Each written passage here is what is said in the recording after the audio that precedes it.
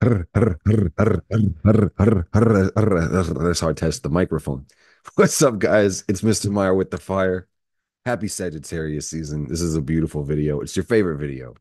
Thanks for 3,500 subs. Today, I'm going to tell you guys about the month. Once in a lifetime event, Sagittarius 2024. The hinges are off, guys. The gloves are off. Let me show you the chart. I'm going to walk you through it, maybe day by day. Okay. Oh, shit. I'm on the wrong chart, y'all. Hope you're having half a good a time as me. Ooh. So basically, Sagittarius season starts on the 21st of November. I'm lagging behind. You see this chart? You love this chart.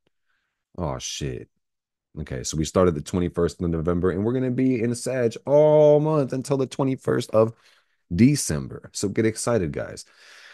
This one is pretty interesting, if I do say so myself. So I'm going to show you the major changes. I don't know if you saw the difference between those two pictures, but I'm going to show them to you. I'm going to tell you what's new, what's news, what's going to happen, and how it might affect you. And if you like this video, please do consider leaving a like and sharing it and texting it to, about 30 friends for good luck. And, be one of my minions. Spread the word, spread the gospel.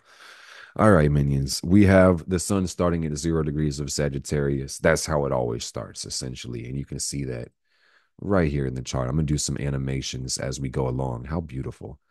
All right. And of course, we're going to end the month with the sun at 0 Capricorn, because then we'll be in a whole different season. All right. And as far as the moon goes, we do have some pretty cool things with the moon. The moon moons every day. You're going to feel different depending on what you're doing in life, where you are, who you're interacting with. Essentially, we got the new moon in Sagittarius on the 21st. Oh, I'm tripping. The 12th. Guys, this is really, you got to like give me my props, man, because it's hard to be an astrologer when you're illiterate and when you can't really do numbers and shapes like that, man. So I would just say, um, if I stop making sense, just give me a big round of applause anyway. I'm trying. All right. But anyway, we got the moon making its new moon phase in Sagittarius on the first day of December. All right. And if you follow the intervals, that's basically going to mean that there's the full moon on the 14th, 2 weeks about. After that one, full moon in Gemini. Those are the lunations for this month. And I think it's going to bring in Sagittarius season with a bang. All right. So, as far as the other planets, there's really not much going on. Every month in Sagittarius, you get a new moon in Sagittarius and a full moon in Gemini. That's just kind of works, how it works in the solar system. But essentially, Mercury is retrograde like all month, guys. It's crazy. So, right when we start the month, Mercury is really like hitting the end of its pre shadow and about, the 20 so degrees of Sagittarius. It stops at 22. So if you're watching this at the beginning of Sagittarius, we have yet to hit that retrograde, but things are slowing down. And the Mercury retrograde is going to be a big theme of this month, guys. And it's worth noting we get a Mercury retrograde every year, actually, about three a year, sometimes four. And that's just simple physics. It's the result of our distance from the Earth and Mercury's proximity. Oh, I'm sorry. Our distance from the sun as the Earth and Mercury's proximity to the sun. It looks like Mercury's going to reverse its direction every so often. Like it's just kind of going back and forth across the face of the sun. And Mercury is the planet of communication, it's the planet of travel. This is going to give us the opportunity to get our shit together, primarily through Sagittarius. This is going to be a fun month. That's what I'm expecting. I'm expecting the best. We can prepare for the worst, but regardless, Sagittarius is turned up. It's a fire sign. And with Mercury and the sun here for the next 30 days, I just think it's important to have this optimistic spirit for life and recognize that things can be good and to have faith, not in anything specific, but in general, where you want to divide and specify your faith. That's up to you. But I'm just suggesting with the sun in Sagittarius, with Mercury, the mentality in Sagittarius, the spirit of life here, the sun, it's really just about knowing that life can be good. All right. It's worth noting that Jupiter is the ruling planet of Sagittarius. So this cycle is about adding meaning to life. All right. We'll be focused on the higher picture, higher power, the significance, the reasoning. All right. So, what's interesting is around this time we have a couple holidays for the Americans. I'm not sure if people celebrate these other places, but I know Thanksgiving, that's primarily an American thing. So we have that to look forward to in Sagittarius season. Towards the end of it, we start getting ready for Christmas. And it's just interesting that this holiday season, or I should say the holiday season during Sagittarius, this is a time when a lot of people travel. And that is one of the long lasting significations of Sagittarius. It's the archer. It goes on a journey. It's about getting the hell out of your third house, your Gemini, your immediate environment. That's the sister sign. So, you know, I guess it's worth the reminder that if you are going to be traveling, if you're going to be getting out of the house or taking long road trips or being on the plane, make sure you allocate extra time for travel just so you don't have to rush around, just in case things don't go to plan.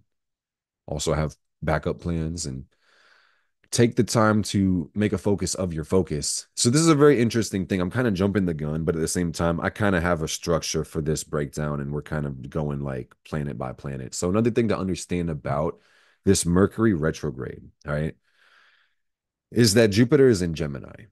All right. And the reason that's important is because Gemini is the home of Mercury. So anything happening in Gemini is going to affect Mercury. And this is actually very beautiful because Jupiter is the ruler of Sag, making Sag the home of Jupiter, essentially. So there's kind of this flip flopping. We call this mutual reception. Mercury is in Jupiter's sign, and Jupiter is in Mercury's sign. So they kind of work hand in hand, okay? And this is going to be really significant for the whole month, guys. So Mercury in Sag, Jupiter in Gemini. This says everything about mindset. This says everything about how we think. Mercury not only governs our intellect, it governs our perception of life, all right, in the immediate environment, how we travel, how we move around. So, what I see as significant for this cycle, guys, is organization and cleaning, making sure that there isn't all types of clutter in your immediate environment that you trip over and it makes life harder and more difficult. And as far as technology goes, it's worth updating our devices, taking care of our cars, making sure travel is on point. I find that the consolidation and cleansing, it can happen even in the technology. You may want to delete apps, you want to maybe delete folders and pictures and start to move things around and make it more organized. So when you're using your phone or using your laptop or even using the car or whatever, it's just not going to be extra steps and stuff that you got to work through. It's great to clean things up, make it make more sense. All right. And another thing about this on a more esoteric level, it's like mindset. How do you interpret the energy of your life? What is your attitude like? Are you generally a positive person or are you generally a negative person? What do you focus on? All right. And to me, uh, I think Virgo energy is the answer. All right. I don't know what the question is, but let me just show you guys something crazy that I'm seeing is that we have, this planet in Mercury, or I'm sorry, Gemini. And then we've got that Mercury Sagittarius energy. And we've also got all this Pisces energy. So we've got like the bases loaded with the mutable signs. We don't have any signs, or I should say, any placements in Virgo, the other mutable signs. So we have this T square and that just says to me, like, if we can create an artificial Virgo energy planet, at this time, it'll make some stability. It's like this is like having a table with three legs or a chair with three legs. It's like a lot of pressure. Okay. So what we are missing is Virgo, right? Practicality, specifics, focus. All right. And this tells me that with the Mercury Jupiter conversation and the Saturn Pisces, Neptune Pisces dream building arc that we're in, it's about guarding your focus, eliminating distractions. I don't know what those are for you relative to your specific desires, but this is what the language is telling me is lock in. And you know what's kind of funny, guys, is that if you've been watching the breakdowns on this side, you've heard me talk about this a little bit, but Scorpio season kind of came early this year because we had Libra season with Venus in Scorpio, which was kind of like a pre Scorpio, regardless of Libra being before Scorpio. But then Scorpio season hit, and it's Scorpio season. It's deep and intense regardless. Then Pluto moved during that same month. And then it's like for a lot of us, this is the funny thing is that um not everybody, because I see my analytics, but for the Pluto Sagittarius generation like myself, Sagittarius season is like Scorpio season part two. So it's really like Scorpio season part three. It's like we're in the underworld journey, y'all. And Pluto did just switch signs too. And that's going to be a pretty big focus of this month. And we'll get there in just a second. But I just wanted to say, guys, on this same spectrum of thought, it's a true blessing to understand your own natal chart and to watch the transits overlaying your chart because Sagittarius season would affect a Leo different than a Pisces, right? And almost goes without saying, but the point is that you have your own alignments and own angles in specific degrees of planets. And when geometric aspects or angles are made between the transiting planet to your natal planet, it can be very significant. And I know that might sound like a lot of jargon, but a prime example of this is your birthday. On your birthday, the sun is in the very same degree it was at, or was in, I should say, when you were born. So this can happen relative to any planet. That's just the sun. But on that note, let's talk about some of these other planets because we're still on kind of Mercury sun time. So Venus is our heavy hitter this month. It's crazy, guys. Is like, every astrological month the sun is going to move signs. So it's like kind of a given to say that the sun will pass Sagittarius in the month of Sagittarius. But really, there's like nothing happening during this month, guys. I'm telling you. So I'm giving you a good overview of these energies, but just understand, and we'll go through them week by week through the weekly podcast. But I'm telling you guys right now, in this month, we're having one ingress, one egress, ingress. It's this, there's not the same thing, So now we're gonna go into jargon, and I'm gonna teach you guys words and shit like that.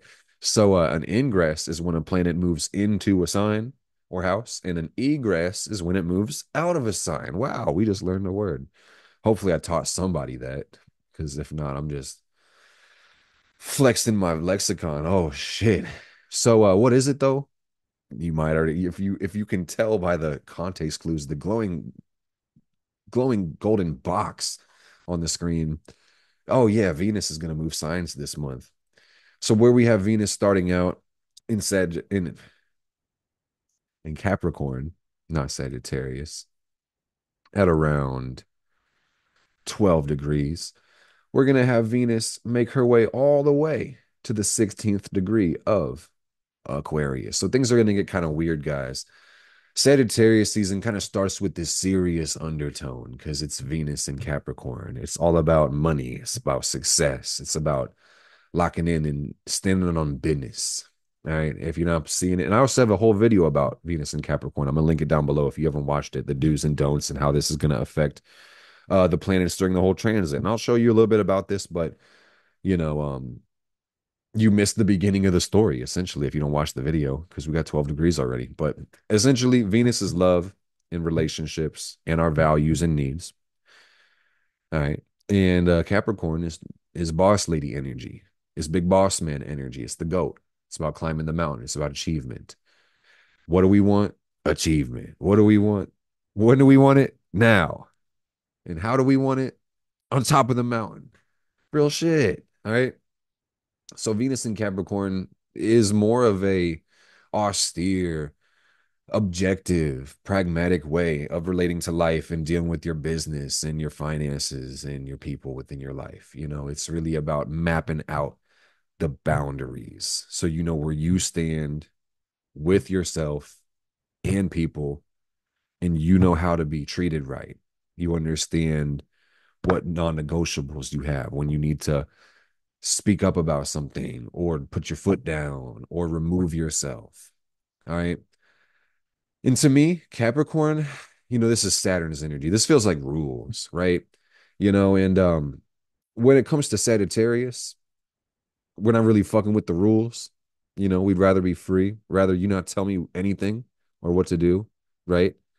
But Venus and Capricorn is kind of coming along during this time, asking us what personal rules do we abide by based on our vision, our values, our morals, our ethics. All right.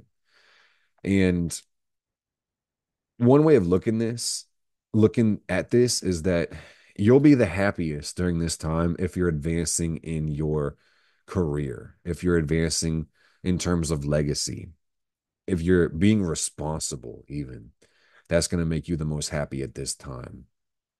All right. And then, this is a little bit more esoteric, but that's why you guys are here, truly. If you can stand this energy, you got to look at your own Saturn to understand how Venus in Capricorn is going to work for you. Okay. What are your responsibilities? What are your fears? And what are the lessons life is trying to teach you? This gets you into Saturn's energy. When you start cooking through those questions, that's what you start to see.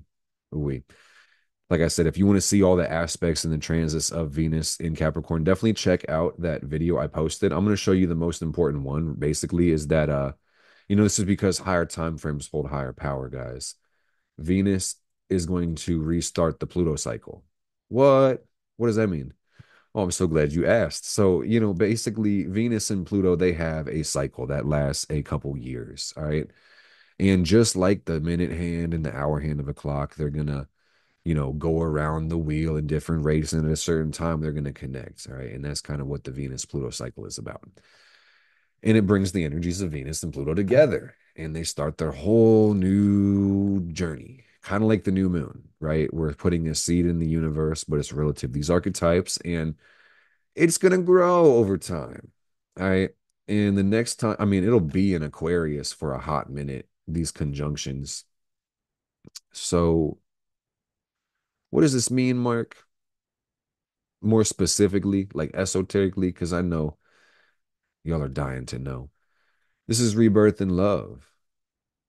What I've seen, because this happens semi frequently, like I said, Venus takes about a couple years to move around the sun. What I've seen for a lot of people with these Venus Pluto conjunctions, it's about bringing death to the past, essentially, and not even in a negative way. I meant that in the most positive and endearing way, truly, about being able to bury things and, make peace with them or take the power from our old connections. This could be like a financial reset or rebirth or replenishment or even finding a deeper level of value for ourselves. All right. Another way to look at this, and truly, guys, I'm telling you, there are infinite numbers of ways to look at these archetypes. So I could yap and yap and yap, but the strongest idea that I get on top of this is that Venus Pluto cycle could be a cause for a lot of new relationships. All right. And you may just want to pay attention during this month to see who comes in your life, who comes out of it, and really pay attention again to this transit at the same time. All right. Especially if you happen to have fixed signs too. Because again, everybody's going to hit this different. And I've already got it mapped out in my chart. I hope you guys can find the house and the, corresponding angles and things of that nature. Because that's going to help you get more details to this energy. And what's interesting about Venus doing this thing, guys, let me also tell you, so that's on the 7th basically of December, where Venus and Pluto are going to conjoin. And on this same freaking day, guys, Mars is going to go retrograde. What? What? Are you shitting me? Yeah, 100%. That's what I'm telling you. Just crazy. And what's funny is I also have a video about Mars in Cancer, which we'll see after, Mars completes Leo in retrograde. If you guys want to watch, I'll put it right under the Venus video. But Mars retrogrades are going to last a couple months, basically. And during this time, Mars is going to moonwalk its ass out of Leo and it's going to come right back to Cancer. And it'll be in Cancer for a hot minute, like February. It'll direct itself in like late Feb, March, and then it's going to be in Cancer until about April, about mid-April, April 19th. I can see it's in Leo. Might be a couple days before that when it hits the stage, but either way, we got a long time of Mars and Cancer coming. And really, when it comes to this December, hold up, let me get back to I said to let me get back to the chart at hand, Sagittarius. So we're gonna have Mars and Leo all month, and it's only gonna be in January when it goes back to Cancer. So essentially, we get a Mars Leo month. That's the point. All right. And prepare for Cancer energy. Mars is how we act. It's what we assert ourselves toward. It's how we aim at our goals. It's our desires. It's fundamentally what motivates us. And Leo energy is all about the self. It's all about the sun. All right. And you can use that relative the sun in Sagittarius during the month, plus relative your own natal sun sign. It's going to help you understand how this affects you most. But from the perspective of the transit, Mars and Leo ruled by the sun in Sagittarius is like, I just want to have a good time. Fuck y'all. I'm just trying to have fun and fuck the rules. You know, as long as you're not stepping on anybody's toes or bending your own integrity, do whatever you want to do. Mars and Leo is like the call to be selfish. It says to put pride into your work and to really be bold in your actions and create something fucking beautiful. And I know this is in somebody else besides me because I'm feeling this collective energy that this is the call to be creative, to express yourself, to make that podcast or to post those videos. Go paint, go dance, make some music, make those clothes, do it all. Make a freaking baby. I don't give a damn. You know, if it harms none, do what you will. It's creative energy, it's Leo energy.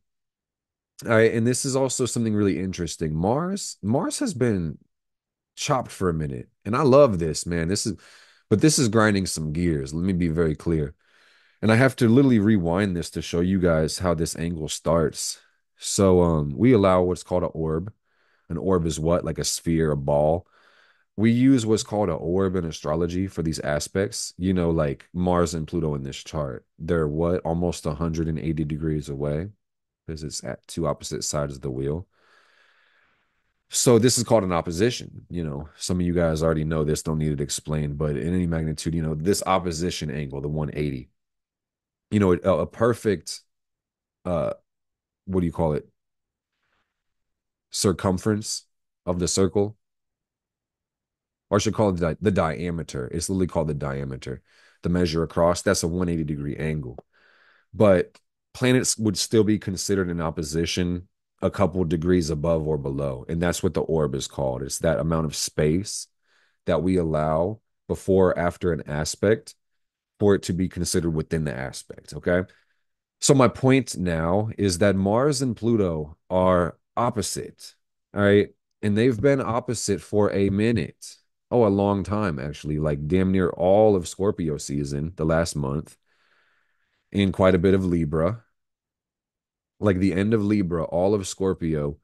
And basically, they're going to be opposite all of Sagittarius because Mars is not going to go past that 6 degree mark. It's going to reverse itself and cut back to Cancer, you know, while Pluto sits at about 1 0 or 1 degree of Aquarius. And you know, oh, we're gonna have like this for quite a bit of January. It'll kind of loosen up around February when Mars goes back further in Cancer, then Mars reverses itself. And then we get like a third freaking drag of this Mars Pluto opposition. All right. So I know again, this is more of the jargon, but then we talk about what it means. I got to get you guys hip to the astronomy and then the psychology. All right. This is crazy shit. And like I said, this is not news, so I'm going to explain it in the context of how we've experienced it as well. All right. And because like to me, I'm going back to Sagittarius now. So it seems like we're kind of like halfway through this Mars Pluto thing. And just like the Venus Pluto, these are cycles that happen in their regular intervals. The Mars Pluto cycle is a little bit slower than the Venus Pluto, of course, because it's further out. But essentially, Mars and Pluto are two octaves of the same thing. I already told you just a second ago, Mars is the Roman god of war. So it represents things like power and passion and desires and asserting ourselves. And Pluto is the Roman god of the underworld. All right. Pluto exists underneath the ground. Pluto governs wealth and riches and all the things that come from, below the surface. And this can also reflect our psychology or the dark underground part of us, the unconscious, the unexplored. Pluto is also the realm of the soul, the underworld. It's the ineffable part of us, the intangible part. All right. Pluto is raw power, it's primal force. And it's really said that Pluto and Mars are two octaves of the same thing, Mars being the lower version of Pluto, Pluto being the higher version of Mars. So essentially, Mars is one of our visible planets, and Pluto is so far away, you need more than just a telescope to see it. All right. The point I'm making here, guys, is that Pluto is very slow moving. It's generational. It's going to take about 250 years to go around the sun. Mars takes about 2 to 3.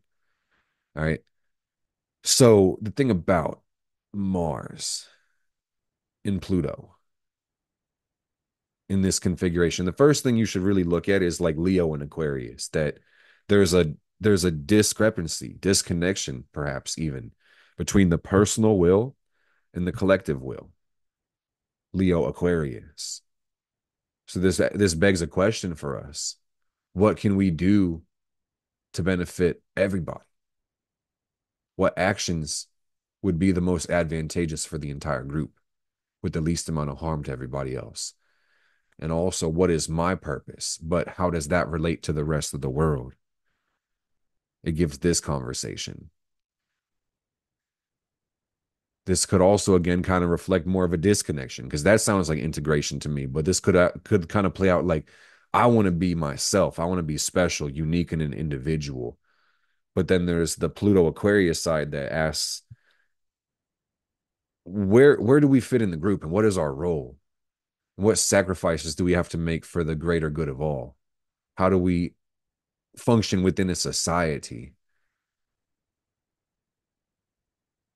Leo is sun energy, Saturn is Aquarius energy. So they kind of, I mean, beyond them being on opposite sides of the wheel, they're very different in energetic sequences. All right.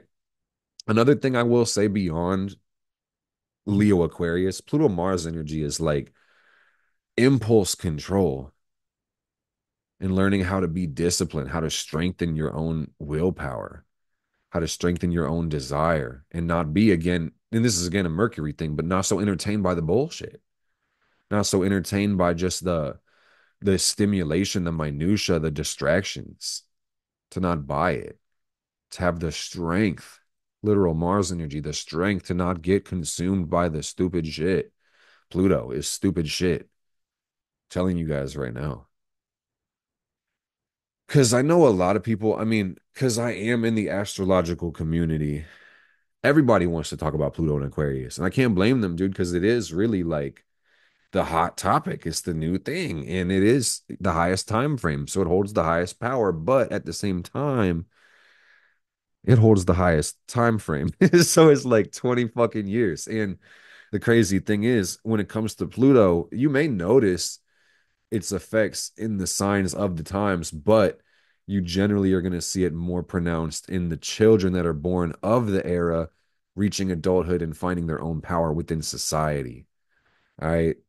So we can speculate all day, and sometimes that shit is kind of fun, but I will just say that there's a lot to do with technology and the internet revolution and cryptocurrency and the geopolitical world globalizing, consolidating faster and faster, and the world and moving more towards an egalitarian, humanitarian infrastructure in terms of politics or religion or government or economy and social welfare and power to the people, man, and freedom and justice for all. And I also feel like with Pluto and Aquarius, there's 20 years. Okay. So I'm just saying this is that broad conjecture speculation thing, man. But I'm gonna dip out of here in a second because it's dark. But I and it's not a bad thing. But the thing I'm also seeing is that privacy will be a big issue when it comes to Pluto and Aquarius because of in Pluto's extremes, the extreme connection on a community level. Aquarius energy, Pluto Aquarius. All right. And we may see a world without secrets. That sounds like a cool idea, but it's so deep in the dark. I'm almost like, what the fuck are you talking about, bro? So, in any magnitude, don't you guys wish that you had bought Bitcoin when it was like $200? Now it's like $100,000. And this internet currency is really popping off. And people are making millions off of pictures of apes on the freaking internet. Are you guys seeing this shit or is it just me? Bro, there's these meme coins like I'm just a chill guy, NBT. There's all these fucking they're like, bro, what the fuck is a non-fungible token? And how can I get one? Digital real estate. Oh shit, I'm about to play Monopoly. So order your domain names, order your website handles, start selling your soul on the internet. That's what Pluto Aquarius told me to do. And here we are. So, what else we got going on? About two things. All right. Because I respect you guys' time and attention as well as my own. We got Mars moving. Jupiter is moving into a pretty interesting angle. And this is kind of similar to the Mars Pluto thing. And I want to I'm sorry, guys. I'm blaming it on myself. It's the Mercury Leo in me. My lack of sometimes I just talk in circles. I want to go back to Mars Pluto for just a second, guys, and talk about that beyond impulse control and choosing, you know, to not be distracted. Mars Pluto could also ask you to be powerful, to choose evolution, choose growth, all right, to eliminate weaknesses, to double down on strength, to build yourself. So, with that being said, let's talk about Jupiter for a second. Already mentioned it briefly in the sense that it's basically in mutual reception with Mercury. So, effectively, guys, these are like the same energy for real. But the important aspect I want to show you is that Jupiter is going to make a square with Saturn this month. It is basically applying over the course of the month. We already had this angle earlier on in 2024, but because of retrograde phases, it kind of separated, just like we were talking about Mars and such. So over the course of Sagittarius, you see as Jupiter is retrograde, Saturn is direct, the slower moving planet, and Jupiter is the faster one moving backwards. They're kind of moving into this 90-degree angle. Okay. And I think this is a great thing personally. Like I'm like a golden retriever, like in the car, and I'm just happy to be here. And I don't give a fuck if it's raining or if you're playing, Beethoven or Kid Rock. I don't give a fuck what's on the radio. I'm just happy to be alive. And I think the Jupiter Saturn square is dope. And again, this is like our second touch of the Jupiter Saturn square, at least.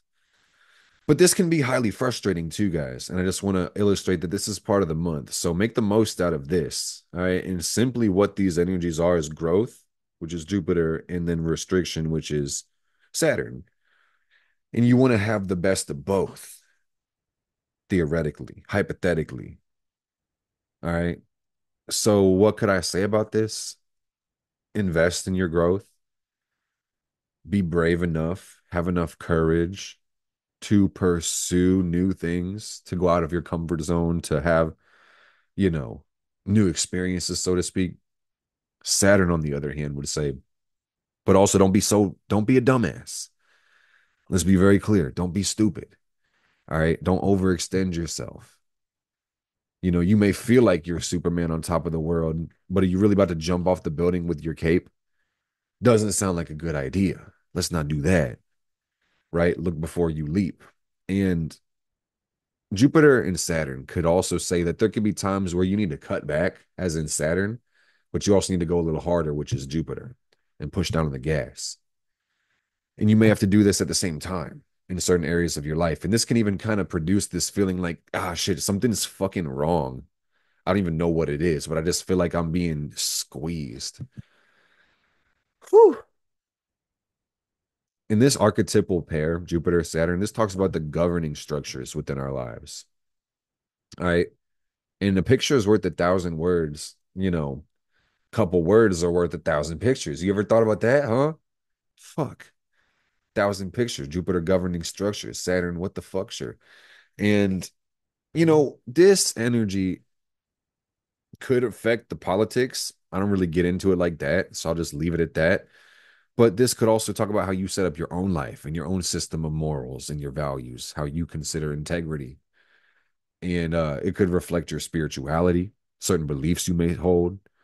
Those might have to go under revision, or they might have some restrictions, some consolidation. You may even have to put them to the test and try to build more with them on the more Jupiter side.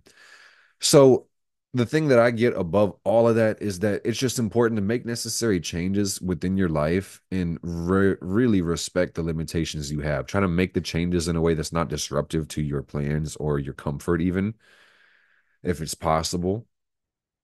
But don't crash out. Don't get frustrated with your restrictions and start to act like you don't even have any.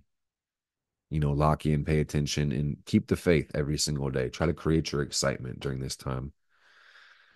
Because apart from this, let me also say a couple things about the sun, and then I can show you guys like lunations. And really, the last thing was that Neptune is going to go direct on the 8th.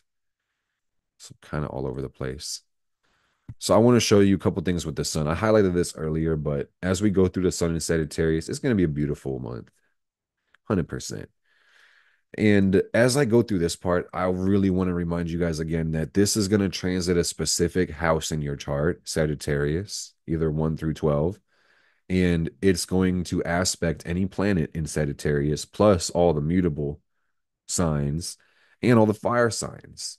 And we could go into other aspects, but I will just say through that logic alone, this season is going to affect everybody differently. So on the 3rd of December, and again, because of orb, we'll feel this energy for the days like 3 days before, maybe like the 3 days after, give or take. All right. So on the 3rd of December, we actually have the sun applying to a square to Saturn. All right. And this is another reason, on top of Mercury retrograde and Venus in Cap, that this is going to be a little bit more of a serious month. Sagittarius has always had this jubilant and exciting and free spirited energy, and it's there this time. But I'm just telling you guys, there's also some serious shit. Oh, buddy. And the serious doesn't have to be bad, but it just is what it is. Sun and Saturn is about extreme, um, self restriction, Sun square Saturn. All right. And it's just going to be equally important, or maybe even more important during this time, that we focus on positive attitudes and good self talk and positive self image, and not feeding too much into the fear or to the negativity, and keeping, again, a good attitude. I need a thesaurus or some shit like this. The jubilant, benevolent, optimistic, faithful, high-minded, beautiful parts of life. That's what we want to create, okay? And don't be hard on yourself with the Sun square Saturn. You got to be just hard enough on yourself to initiate the growth, but not so damn hard that you destroy yourself, okay? And on another note, Jupiter is going to be opposite the sun. I should say the sun opposite Jupiter a couple of days after that. We kind of have this sun Jupiter Saturn T square. So hopefully Jupiter brings the fun. That's what I'm thinking. It's going to bring good perspective, good insight, and put a spotlight on our purpose. Where do we want to really go within this life? And really, to me, Jupiter in the sun aspect, this feels like a lucky month. I'm just calling it now. Time will tell. Luck is one of those things that's a little harder to measure, but this feels lucky to me. And I expect good things. And I'm wishing and willing good things to you, Fire Family, that you have a stellar time, no pun intended, that you enjoy your life, that you smile a lot, you laugh a lot, that you find prosperity, you find peace, you find clarity, you find release, you find all the good things that life has to bring. And truly know that you are special. And speaking of special, let me actually show you the last one. I mean, not the actual last because every planet is aspecting every planet, but as far as major aspects, at the end of this month, we do have the sun going square to Neptune in Pisces. Right. And it's actually interesting because Neptune is going direct on the 8th. Right. And that's a demystifying energy. Neptune is a very slow planet like Pluto. So essentially Neptune retrograde is an opportunity for months on end, last couple months, to pierce the veil of our illusions, to refocus on our spiritual priorities, things like that. And this is going to really focus in during the sun square to Neptune as well on a personal level. All right. And the sun square Neptune is, like I said, going to happen probably about 2 weeks after that sun Saturn square. And where the sun is concerned, this is going to be a great month of character development, a great month of re-identifying ourselves and looking at ourselves in a more positive, more optimistic, more unlimited way. Sagittarius energy, adding more meaning to it. And there's a spectrum here, like every fucking planet, guys, or every pair, every aspect, every angle. And, you can learn the lessons and integrate them, or Sagittarius can even have this tendency to avoid things because it's Jupiter energy, Pisces energy too. Really could be any sign. I'm not throwing shade to the signs. I'm just trying to talk about the archetypes, but essentially, the tendency to want to escape things or avoid things is also here within this energy. So I would just encourage you to only retreat or escape if it's a conscious tactical choice through your higher intellect, and to not avoid shit, confront it head on. And also with this Neptune square the sun, I will just say that if you see yourself as perfect, you have no reason to grow. All right. And then this is the crazy thing about the sun square Neptune is like this is projection city. All right. Sun is actions, Neptune is imagination. So and I'm sure we've all been here before.